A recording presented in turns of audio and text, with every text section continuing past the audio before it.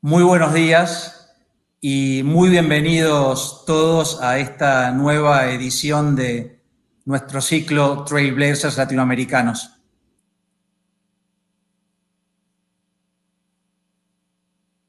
¿Tenemos buen audio?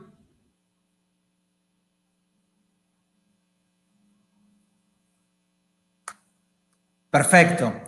Este ciclo en el que conversamos con líderes regionales, estos auténticos trailblazers, aquellos que nos marcan el camino, que hacen la huella, sobre cómo podemos construir entre todos un camino acelerado hacia el desarrollo inclusivo y sustentable de nuestra querida Latinoamérica. Y en este ciclo nosotros queremos conectar sueños con el futuro. Eso es precisamente lo que queremos conversar con nuestros pioneros, con nuestros trailblazers. Y me hace muchísima ilusión, estoy sumamente contento de poder compartir esta primera sesión del año con un auténtico trailblazer latinoamericano, como es el presidente de la República de Colombia, Iván Duque. Muchísimas gracias, presidente Duque, por acompañarnos esta mañana. Y para romper el hielo, ya que nosotros queremos conectar sueños con el futuro, me gustaría si por favor, presidente Duque, nos comenta quién es Iván Duque y cuál es su sueño.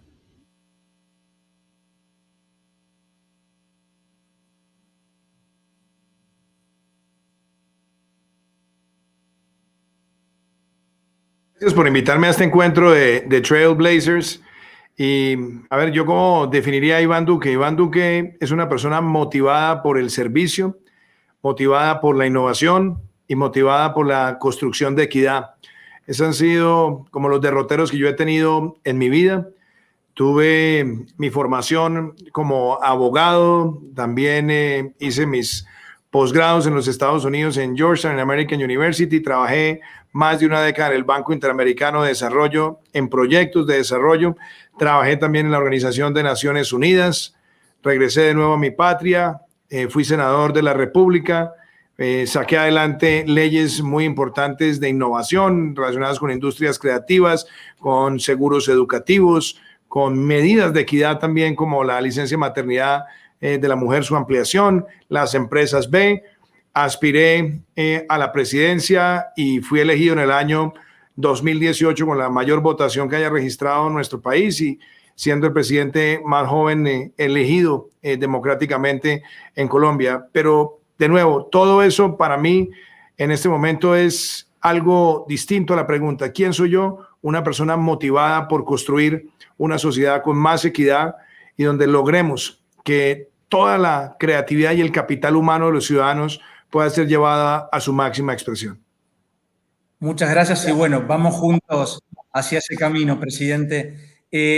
Uno de los invitados a nuestro ciclo el año pasado nos contaba que en este momento estamos todos en una misma tempestad, pero no es cierto que estemos todos en el mismo barco. Algunos estamos en un gran barco y otros están pasando la tempestad en una simple cascarita de nuez.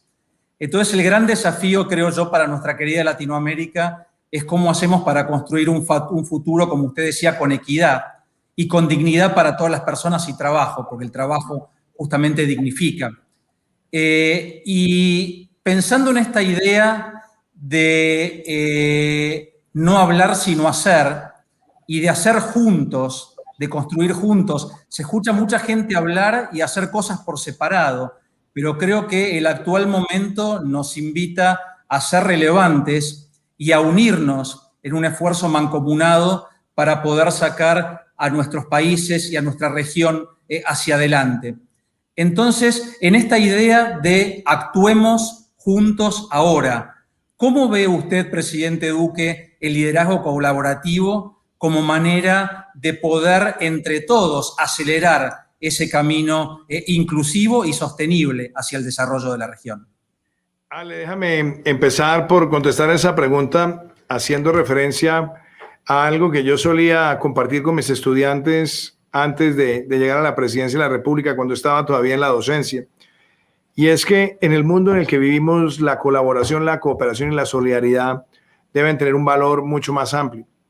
Porque muchas veces vemos ante ciertos hechos una conducta que se asemeja a la del vecino que ve que en la casa al lado se entran los ladrones. Y entonces lo que sale a hacer es comprar alarmas, poner alambres de púas, tener 3 perros para proteger su seguridad, pero se desentiende del entorno. Yo creo que hoy más que nunca tenemos que ser conscientes que frente a esta pandemia y a la pospandemia, ningún país se va a salvar solo. De nada sirve que un país tenga inmunidad colectiva si el resto del mundo no lo tiene, a no ser que el país decidiera cerrarse para siempre en una especie de burbuja. Entonces, entre todos tenemos que contribuir justamente a esa inmunidad colectiva y entre todos debemos buscar las soluciones para llegar a esa inmunidad colectiva. Pero más allá del tema de salud es también cómo vamos a salir después de esta pandemia, porque ahí también se requiere un gran nivel de solidaridad. Si sencillamente dejamos que los países más vulnerables queden altísimamente endeudados con unos déficits insostenibles, lo que va a pasar es que vamos a tener un retroceso muy grande en todo lo que hemos logrado en términos de pobreza. Entonces yo creo que esta también tiene que ser una oportunidad para redefinir una especie de arquitectura global, de poder global, y donde entendamos que la colaboración va a ser el vehículo más importante, y no solamente entre países, entre empresas. Yo creo que ha sido un gran éxito del mundo ver que desarrollamos una vacuna frente al COVID-19 en menos de un año. Pero también es claro que ahora el reto es cómo logramos diseminar todas las vacunas para que le lleguen a todo el mundo y que unos países no compren 3, 4, 5 veces en vacunas de su población, generando una distorsión del mercado, sino cómo logramos, en efecto, que entre todos, digamos, hagamos de este año 2021, que por cierto, lo digo, Ale, este es un año que solamente lo vemos una vez cada 100 años, año 21 del siglo XXI. Entonces, aquí, este año 21 del siglo XXI, debería ser el año donde demostremos que la solidaridad, la colaboración y la cooperación es lo que nos va a permitir hacer el programa más grande de vacunación en la historia de la humanidad. Eso para dar un ejemplo. Y creo que hay avances también importantes. Yo creo que hay cosas que a nosotros nos motivan. Estamos viendo un mundo donde la digitalización seguramente va a generar ser más limpios, más sostenibles en términos ambientales. Vamos a ser más conscientes de la reducción de nuestra huella individual de carbono. Vamos a ser mucho más vigorosos en términos de inclusión financiera. Y vamos a generar el desarrollo de nuevos mercados, nuevos talentos y nuevas capacidades. Todo eso yo lo veo con optimismo.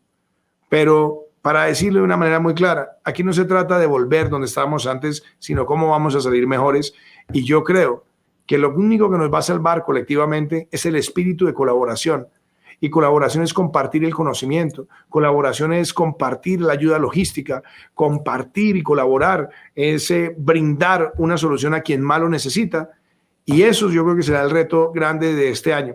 Si este año no lo logramos, yo creo que pondrán entredicho también la capacidad del multilateralismo de resolver los problemas del mundo. No lo tuvimos el año pasado al comienzo de la pandemia. Este año, que es la salida sostenible de la pandemia, nosotros sí necesitamos que ese concepto de multilateralismo no solamente sea entre países, sino también entre el sector privado de todas las naciones del mundo. Muchísimas gracias. Creo que tocó un montón de temas donde podemos trabajar muchísimo más juntos y con liderazgo colaborativo hacia adelante. Y hablamos del tema de medio ambiente y yo creo que uno de los tópicos en los que claramente el presidente Iván Duque es un auténtico trailblazer es en lo que hace a la protección y cuidado de medio ambiente, de esta casa común que de alguna manera nos hemos olvidado por tanto tiempo de cuidar y ahora nos está pasando factura de lo mal que le hemos hecho. Pero creo que también tenemos una oportunidad dorada para trabajar de la mano, sector público, privado, organizaciones, también en beneficio del saneamiento del medio ambiente. Y yo lo quiero felicitar, presidente Duque, por su iniciativa de plantar antes del fin de su mandato 180 millones de árboles en Colombia. Hay una iniciativa que está muy alineada con su vocación que co-lanzamos desde la compañía hace 2 años en el WEF, en Davos, la idea de plantar 1 trillón de árboles. Entonces, ¿cómo podemos hacer, cree usted, todos juntos, los colombianos, los latinoamericanos, el globo entero, para hermanarnos y de alguna manera poder participar juntos de una iniciativa tan relevante como esta, que es sanar el medio ambiente? Pues yo quisiera, Ale, tocar 2 temas que para mí son del corazón y que van a definir no solamente lo que somos, sino lo que queremos ser como país de cara a la próxima década. Voy a empezar por un tema que de pronto no lo mencionaste en la pregunta y tiene que ver con el fenómeno de la migración. El mundo vive hoy la crisis climática, sí, pero también el mundo vive crisis de migración. Nosotros tenemos en Colombia cerca de 1.8 millones de inmigrantes, de los cuales cerca de 1 millón están de manera irregular. Y nosotros no podemos construir una agenda de sostenibilidad hacia el futuro si no entendemos que hay que resolver esa situación humanitaria. Por eso nosotros decidimos darles el estatus de protección temporal, marcar un hito y hacerlo mostrándole al mundo que mientras en otros países se niega el problema o se apela a la xenofobia, acá podemos hacer una política migratoria sostenible, dinámica, por supuesto con retos, pero hacerla con la fraternidad y el humanismo. Y eso es muy importante. ¿Y por qué lo vinculo también con tu pregunta? Porque ahí es donde empezamos nosotros a hacer las diferencias en este 21 del siglo XXI. Tiene que ser un cambio mucho más humano. Y cuando hablamos del tema ambiental, eso también tenemos que verlo desde la óptica humana. Estamos en el siglo del antropoceno, como dirían algunos expertos. Pero, ¿cómo podemos abordar esto bien? Nosotros ya dijimos como país que queremos llegar al año 2030 reduciendo en 51% las emisiones de gases de efecto invernadero. Ese es el compromiso más grande que ha hecho hasta ahora un país de América Latina de cara a la Agenda 2030. Y nosotros solamente representamos el 0.4% de las emisiones globales de gases de efecto invernadero. Entonces, si un país que solamente representa el 0.4% de las emisiones de gases de efecto invernadero decide reducirlas en 51%, pues es también un mensaje de ejemplo para que quienes más contribuyen a las emisiones de gases hagan lo propio y no se queden con soluciones tímidas ni con pañitos de agua tibia. Lo otro es que decidimos llegar al año 2050 siendo un país carbono neutral. Y eso va asociado con un elemento que es vital, que es la huella individual de carbono. Por eso nosotros lanzamos la agenda de economía circular, donde las R's de reducir, reciclar, reutilizar, producir conservando y conservar produciendo marcan la diferencia. Pero adicionalmente nos pusimos en la tarea de hacer la transición energética. Cuando empezó nuestro gobierno teníamos apenas el 0.2% de la matriz energética en energías renovables no convencionales y la vamos a dejar casi llegando al 20%. Es un cambio tremendo en un periodo tan corto. Pero fuera de eso, nosotros hemos decidido que Ecopetrol, por ejemplo, la empresa colombiana de petróleos, hoy sea la mayor autogeneradora con energías renovables no convencionales y está participando en los temas de reforestación.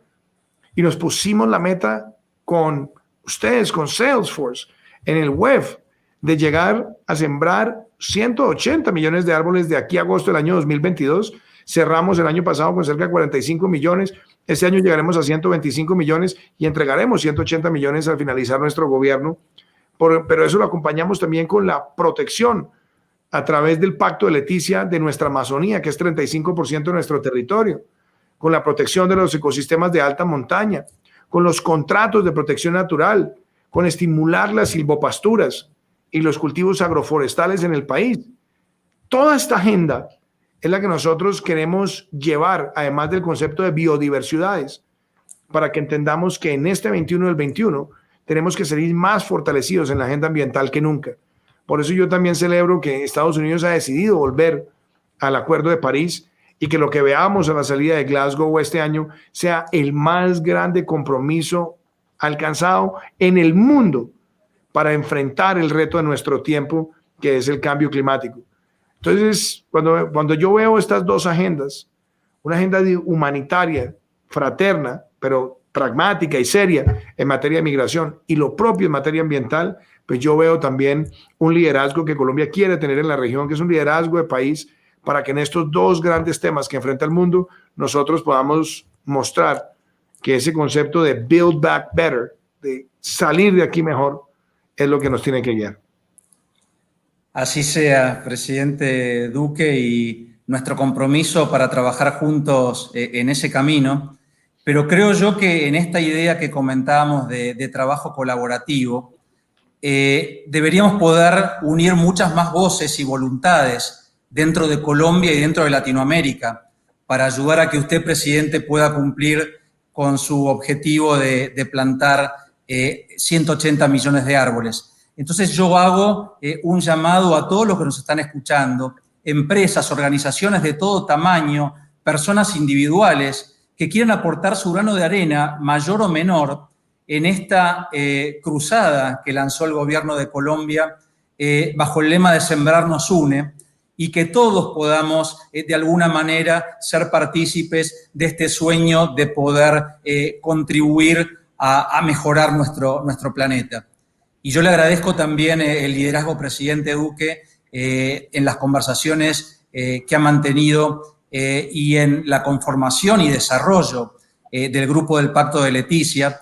Estamos muy entusiasmados también nosotros de Salesforce de estar acompañando un proyecto particular usando tecnología junto con el BID para poder llevar, digamos, a materializar a la realidad esta idea de emplear tecnología e intelecto para poder resolver algunos de los temas más cruciales que tiene el bosque tropical más grande que tiene el mundo, que es el bioma del Amazonas. Así que también nuestro compromiso para seguir trabajando juntos en eso, y pronto lo que nos están escuchando van a recibir noticias sobre un desafío que va a lanzar el UEF llamando a emprendedores de la región para que puedan de alguna manera usar su intelecto y tecnología para resolver los desafíos que encuentra el bioma del Amazonas en estos días. Así que más para venir en ese sentido, pero yo invito a todos a que conozcamos la iniciativa OneT.org de plantar 1 trillón de árboles, y ahí van a ver cómo de alguna manera todas las organizaciones pueden sumarse a esta cruzada. Los invito a visitar la página. Presidente Duque, pasando a otro tema, nosotros pudimos ser testigos en este año tan especial de cómo la tecnología fue más que nunca un aliado para que podamos trabajar mejor, estudiar mejor, comunicarnos mejor. Creo ahora que el gran desafío que tenemos, sector público y sector privado, es cómo hacemos para que el beneficio que nos da la tecnología llegue a todos, para que nadie quede atrás, para que nadie quede en la tempestad en su cascarita de nuez. ¿Cómo hacemos para que la tecnología nos ayude a ser nuestro mejor aliado para amplificar nuestra humanidad? ¿Sí? Que nos ayude a hacernos la vida aún más fácil. ¿Y cómo hacemos para que mucha más gente, a la vez de ser un entusiasta usuario de tecnología, pueda ser también un creador de tecnología? Y esto lo quería atar con esa idea que sé que tiene usted de convertir a Colombia en algo así como el Silicon Valley de Latinoamérica. ¿Cómo podemos atar esas puntas para cumplir ese objetivo, presidente Duque? Pues yo, Ale, de pronto voy a ser muy provocador con lo que voy a decir, pero me sirve a mí también de referencia ponerlo de esta manera. En su discurso inaugural, el presidente Kennedy dijo que el mundo tenía la tecnología para poder llegar al universo, llegar al espacio, pero también tenía la tecnología para destruir la humanidad espichando un botón. Hoy nosotros tenemos la tecnología más colaborativa posible y tenemos también la tecnología más destructiva posible. Y yo creo que es bueno entenderlo así, porque En días pasados tuve la ocasión de ver ese famoso documental que era el dilema de las redes sociales.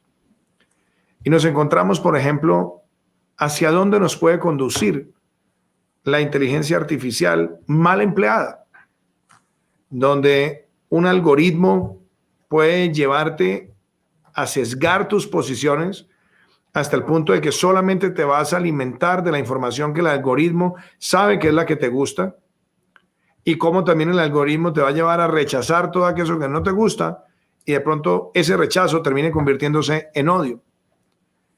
Y por eso es triste verlo, pero en el mundo, prácticamente si el mundo lo redujéramos a cómo se comportan las redes sociales, en todos los países estaríamos viendo prácticamente una guerra civil virtual. Una guerra civil donde no queremos escuchar al otro, donde se rechaza al otro, donde lo que diga el otro ya está estigmatizado simplemente por venir del otro. Y eso no le hace bien al mundo, y mucho más cuando sabemos que detrás de eso falta una discusión ética sobre el manejo de esa información, y mucho más aún cuando hay personas que cumplen un papel como influenciadores dentro de esos mismos algoritmos, que poco o nada les importa la verdad. Y cuando a una sociedad poco o nada le importa la verdad, sencillamente lo que está es en medio de una batalla donde unos se atacan con otros sin mediar ningún elemento de racionalidad. Creo que esa discusión es pertinente, creo que esa discusión es muy importante, y me parece que el Center for Humane Technology en los Estados Unidos está poniendo esa discusión. Y de hecho nosotros en Colombia sacamos a finales del año pasado, aquí me acompaña el doctor Víctor Muñoz, quien es el director del Departamento Administrativo de la Presidencia y era el consejero presidencial para la transformación digital. Sacamos adelante el marco ético de inteligencia artificial en Colombia, justamente para que el manejo de la información sea confiable, sea seguro, pero sobre todo sea manejado responsablemente. Entonces, esa es una cara de la moneda. La otra cara de la moneda es que estamos viendo cosas fascinantes. Vemos el uso de información y la aplicación de la inteligencia artificial en salud, en medio ambiente, en transporte público. Vemos además la ebullición de la telemedicina. En Colombia pasamos de miles a millones de usuarios de la telemedicina. Vemos además cómo el mundo en el año de la pandemia avanzó como nunca en inclusión financiera a partir del desarrollo de herramientas digitales. Lo que se llama EdTech, la tecnología en la educación. Nunca antes habíamos visto un crecimiento de esa manera. Entonces, estamos ante esos dos retos que nos trae la tecnología, y yo creo que los dos temas los tenemos que abordar. En el lado positivo, cómo seguimos empleando la tecnología para hacerlo mejor, para ser más transparentes. Nosotros, por ejemplo, en la asignación de contratación del Instituto Colombiano de Bienestar Familiar en el país, apelamos a la inteligencia artificial con el algoritmo Beto para hacer selección objetiva y darle más transparencia. Claro que seguirá teniendo algunas imperfecciones que tenemos que ir corrigiendo con los días, pero eso es un ejemplo del uso de la tecnología para luchar contra la corrupción y garantizar la efectividad en la asignación de recursos, con todo y que tenemos que ver qué fallas podemos tener allí. Pero en el otro lado, es donde también tenemos que buscar una discusión de verdad de fondo, que el mundo está viendo sociedades que se comportan como barras bravas de equipos de fútbol, donde el otro por definición es mi enemigo. Y eso destruye una democracia, eso destruye el ambiente de construcción y mucho más. Enfrentando una pandemia, es absurdo ver que en muchos países la pugnacidad política pareciera una apuesta a que quien está conduciendo la embarcación en los momentos de la tempestad le tiene que ir mal para el éxito del otro. Y creo que esa discusión no es menor. Creo que los niveles de responsabilidad, y algo que a mí me parece trascendental, si las redes sociales están entrando a la discusión de cómo evitar que eso ocurra, yo creo que ellas mismas, esa no puede ser una regulación que venga al Estado, tienen que ser ellas mismas en su autorregulación. Tienen que preguntarse éticamente si están dispuestas a que no se transmita la verdad. porque ahí es donde se empiezan a incubar unos daños trascendentales en la sociedad, y creo que esa discusión es oportuna y la va a ver el mundo cada vez con más intensidad. Por eso creo que ese Center for Humane Technology está haciendo una discusión provocadora, pero necesaria. Y si en la medida en que todos entendemos que la tecnología es para construir, yo estoy sin lugar a dudas optimista, pero no podemos ser indiferentes a ese fenómeno del uso de la información y los algoritmos para profundizar la división en la sociedad. Completamente de acuerdo, presidente. Yo digo que la tecnología a veces es como un cuchillo, ¿no? Nos puede servir como una noble herramienta para cortar nuestra comida, como nos puede servir también para matar a alguien. Entonces, somos todos responsables del uso que le damos. Creo que nosotros como empresa de tecnología, junto con el ecosistema de empresas, somos los primeros que tenemos que promover un uso ético de la tecnología, de la mano de gobiernos también que nos puedan ayudar a fijar marcos claves de actuación. Creo yo también, y pasando a uno de los temas relacionados que estábamos comentando recién, hay otro trailblazer latinoamericano que decía que al final del día todos los problemas que existen son problemas de educación, ¿no? Y de la mano del desarrollo de la tecnología y de la generación de nuevos puestos de trabajo y de pensar en mucha más gente creando tecnología. ¿Cómo cree usted, presidente, basado también en algunas iniciativas exitosas que ya están transitando en Colombia, que podemos unirnos, sector público, privado, academia, sociedad civil, en empujar hacia adelante y en desarrollar a escala el ecosistema de, por un lado, capacitación de la población, certificación y generación de empleo? Porque para poner un ejemplo, en el caso de la industria de la tecnología, hace años que vivimos todos en el ecosistema tecnológico quejándonos que no hay suficientes puestos, que no hay suficientes recursos humanos para cubrir todos los puestos de trabajo que están disponibles en la industria. Pero por otro lado hay tanta gente que está necesitada de un trabajo o que quiere cambiar de trabajo o que cree que la tecnología no es para él o para ella. Entonces, ¿cómo cree usted que podemos unirnos para potenciar el desarrollo de ese ecosistema? También pensando en que el país sea algo así como un Silicon Valley para Latinoamérica, presidente. Bueno, yo creo, Vale, que ahí tocas un tema primero muy, dinámico y además prioritario. Uno de mis filósofos favoritos es Ludwig Wittgenstein, quien era un filósofo del lenguaje y que siempre decía que los grandes problemas de la sociedad eran problemas del lenguaje, y él le argumentaba que los problemas del lenguaje es porque tenemos un concepto y yo te puedo decir a ti educación.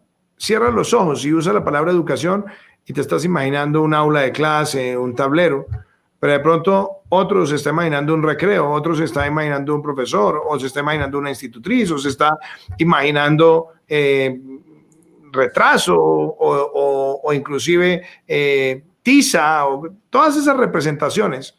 Y yo lo digo de manera casi que alegórica por esto, porque cuando nosotros hablamos de educación hoy y cerramos los ojos, hay una generación que se acuerda de la educación del siglo XX. Hay otra generación que ya vive la educación del siglo XXI. Pero lo cierto es que pareciera que hay muchas cosas de la educación que no han cambiado. La forma en la que duran los programas, carreras que tienen que durar 5 años, estudiantes donde los de 6 tienen que estar con los de 6, los de 7 con los de 7, los de 8 con los de 8. Y yo creo que hoy tenemos que nosotros repensar y redimensionar también la educación en función de la sociedad que estamos construyendo. Hay una visión clara, y es que el mundo del siglo XXI es un mundo más dinámico, y vamos a tener que darnos cuenta que hay estudiantes que ya no necesariamente están buscando un diploma, sino están buscando conocimiento y habilidades, y que ya no tienen la paciencia para esperar 5 años para formarse, sino que tienen de pronto el talento y la capacidad para formarse en menos tiempo. Y mucho más cuando vemos que en el sector de la tecnología, un programador que no necesariamente tiene que tener un diploma.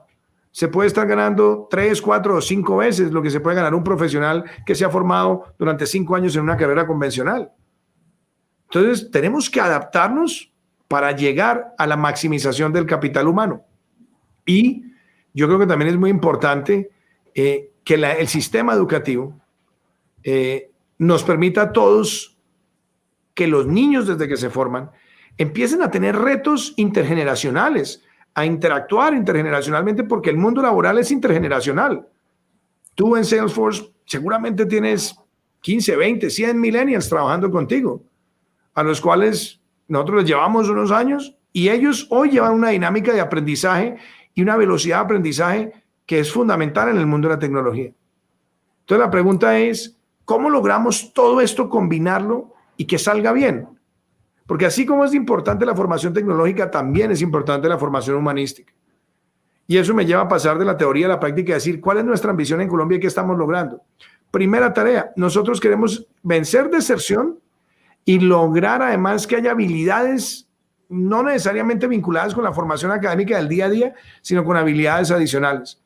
Y ya llevamos 140,000 jóvenes que se han graduado en una mano con el título de bachiller y en la otra mano con el título de técnico, donde le estamos enseñando data analytics, programación, industrias creativas, administración de bases de datos, ciberseguridad.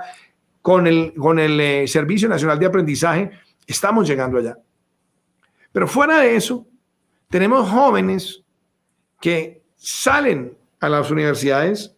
Nosotros estamos haciendo una apuesta muy grande por la gratuidad en la educación superior, la más grande que se haya hecho por un gobierno. Ya llegamos prácticamente al 30% de la matrícula de educación superior totalmente gratuita y la vamos a llevar al 50% para cerrar brechas. Pero nos hemos encontrado con que si queremos ser el Silicon Valley de América Latina, no teníamos suficientes programadores. Y decidimos llamar a toda la industria y lanzamos un programa que se llama Misión TIC, que lo dirige la ministra de las TICs, Karen Abudinen, y que tiene como meta llegar a agosto del año 2022 con 100,000 programadores formados. Entonces, hicimos la convocatoria, se presentan los jóvenes, se seleccionan unos. Los que no quedan seleccionados, nosotros no les decimos adiós, sino que les damos más herramientas para que puedan volver a presentarse y llegar al programa de formación. Y eso es vital.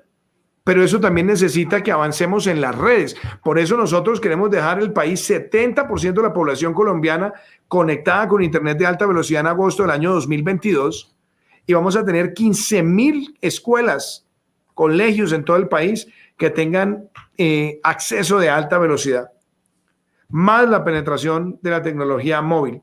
Y claro, mostrando la afinidad de decirle a todos los emprendedores y a los inversionistas internacionales, vengan a Colombia porque está el talento, está el marco regulatorio para el emprendimiento y fuera de eso tenemos los incentivos para que la inversión en tecnología no tenga impuesto de renta los primeros años a cambio de una inversión en capital humano y a cambio de una inversión también en formación laboral.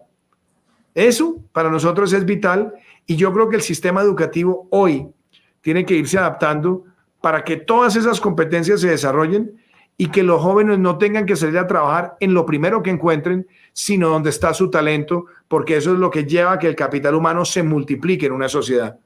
Yo sé que estas son cosas que tardan años en consolidarse, pero queremos ser el gobierno que ponga esa meta de ser el Silicon Valley de América Latina, que avance en esa dirección y que una todos los esfuerzos del sistema educativo para que cuando pensemos, haciendo una vez más la alegoría Wittgenstein, en educación del siglo XXI, tengamos esa visión donde lo importante es formar el capital humano con las habilidades para que ese capital humano multiplique riqueza en la sociedad. Exactamente, ¿no? Y que cada uno tenga la posibilidad de elegir el futuro con el que sueña y no se termine conformando con lo que le tocó. Y ahí creo, presidente, que podemos darnos la mano muy fuerte, sector público y sector privado, en el desarrollo de estos programas como el que usted mencionó. Pero creo que podemos ir incluso un paso más allá, cada una de las compañías de tecnología con nuestro ecosistema, con nuestros respectivos ecosistemas, que todos necesitan de nuevos recursos calificados y quizás soñar más allá de conseguir tener gente habilitada para programar, pensar que esta gente pueda estar certificada en habilidades de cada una de las empresas que tenemos necesidad de recursos idóneos y que después esa gente certificada pueda ser ayudada por el propio ecosistema de cada compañía a insertarse dentro del mundo de trabajo. Porque creo que no hay nada peor que mostrarle la comida a una persona y después esconder la mano y no dársela. Entonces creo que entre todos, empresas de tecnología, gobierno, academia, tenemos que darnos la mano para crear ese ecosistema virtuoso en el que por una parte ofrecemos a la población oportunidades de calificación y de certificación, pero por otro lado los ayudamos a insertarse en el mundo del trabajo.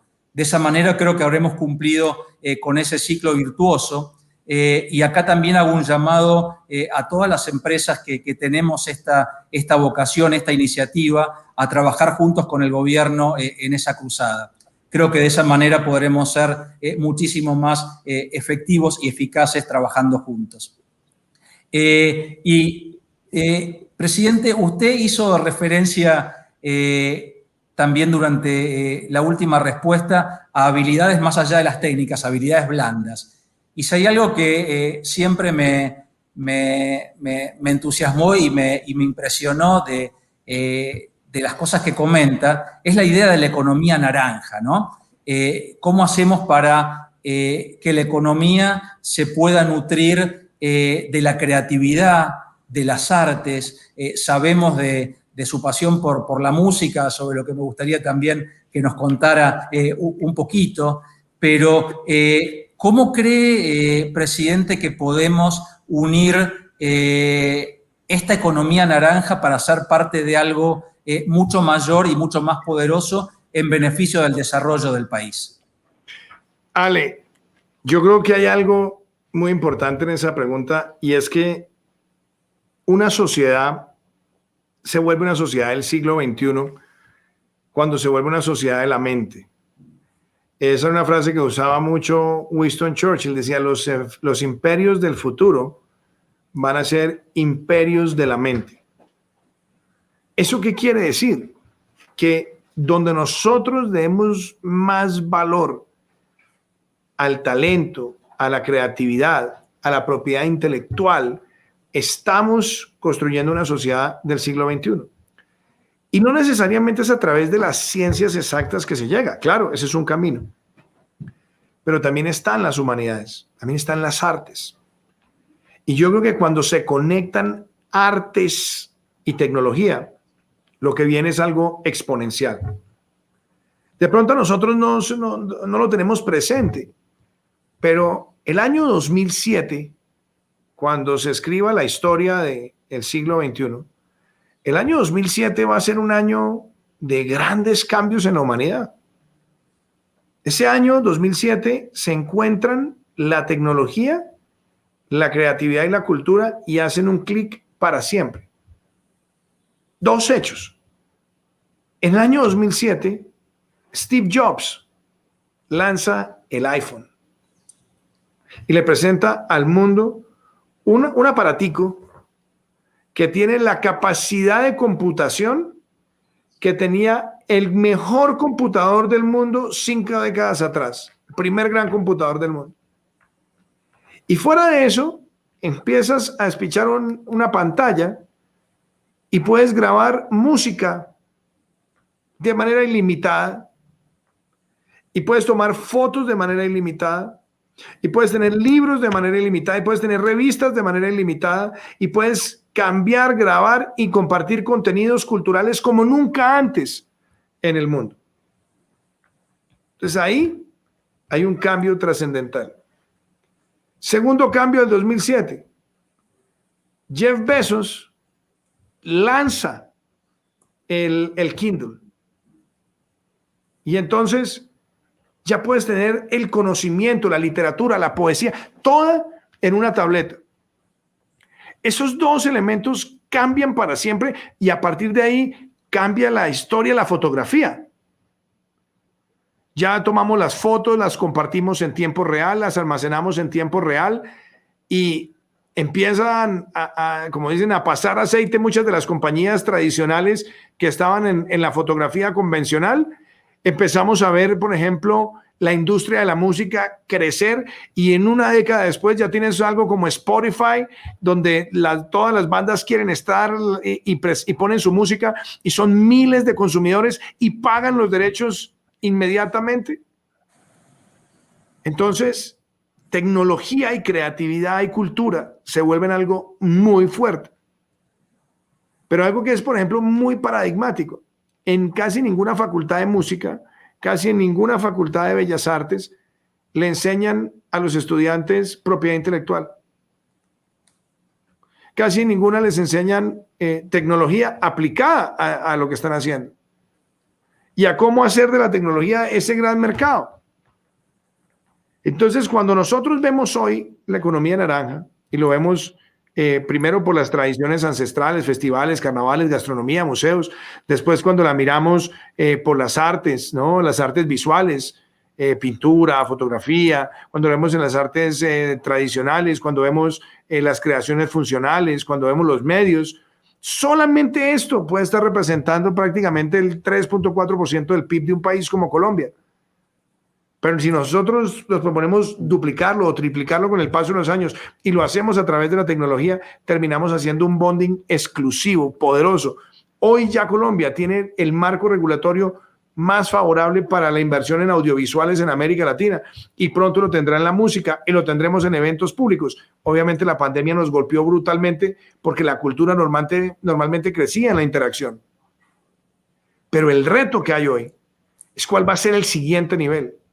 Y yo creo que el desarrollo de aplicativos, el desarrollo de plataformas colaborativas donde los contenidos llegan y se pueden distribuir y se pueden comprar, va a ser la forma más rápida de dignificar y generar ingreso para los artistas como nunca antes en la historia de la humanidad. Entonces antes era 1 entre 1000, ahora ya ese porcentaje se abre porque se pueden dar a conocer los talentos en virtud también de los gustos de los consumidores. Y yo creo que eso sería imposible si no hubiéramos tenido ese año 2007. Porque el año 2007 inspiró todos esos cambios hacia adelante y ahora lo que nosotros queremos es ver qué otras plataformas, qué otras aplicaciones y cómo la inteligencia artificial puede conectar esos contenidos con los gustos de las personas y eso será la mayor democratización de los ingresos para la cultura que haya visto la humanidad. Así es, y creo que dentro de unos años los libros de historia nos van a juzgar para ver cómo aprovechamos los talentos que teníamos en esos momentos bisagra, ¿no? Así que encantados de tomar el desafío y ver cómo podemos cada uno aportar nuestro grano de arena, presidente. Y ya para terminar, hay una pregunta que a mí me encanta hacerle a todos los trailblazers latinoamericanos que pasaron por el ciclo. Y en este caso sería... Iván Duque, ¿cómo te gustaría que te recuerden cuando ya no estés en esta tierra? ¿Cuál te gustaría que sea tu legado? Yo siempre he pensado mucho, Ale, el legado en 3 temas y lo veo de pronto por lo que yo he hecho a lo largo de mi vida y lo que estoy haciendo hoy por mi país. 1, yo quiero dejar una huella para siempre y no es a título personal, sino también a nombre del pueblo colombiano, demostrarle al mundo la fraternidad y la solidaridad frente al tema de la migración. Yo quiero dejar ese mensaje. No se necesita ser un país rico para ser solidario y ser fraterno, y ser justo y ser humano. Lo segundo, el tema ambiental, que dejar esa hoja de ruta para Colombia, de ser un país carbono neutral y de ser un país que reduzca la huella individual de gases de efecto invernadero y la huella nacional. Y algo muy importante que tú lo decías con la economía naranja, haber puesto la cultura y la creatividad en el centro de la agenda de desarrollo.